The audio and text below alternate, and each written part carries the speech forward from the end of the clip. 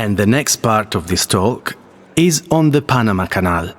It's amazing how this one small section of a small country can be so important to the world. Let's learn a little bit about the canal itself before we look at how it connects to everything else.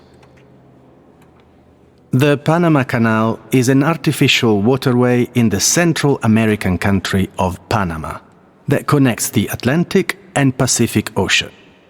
It is only 82 kilometers long.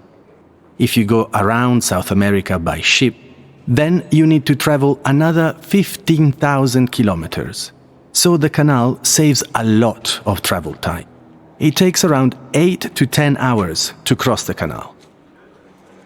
The French started building the canal in 1881, but they couldn't finish it.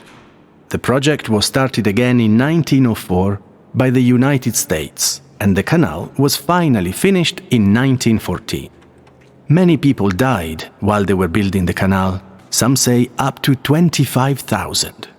For the rest of the 20th century, the United States controlled the canal, but gave control back to Panama in 2000.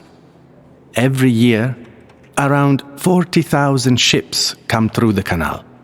These are mostly commercial ships. They transport goods for trade between Asia and America, or Europe.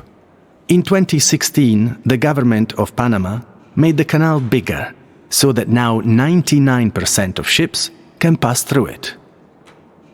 Let's now turn to the role of the Panama Canal in the global economy.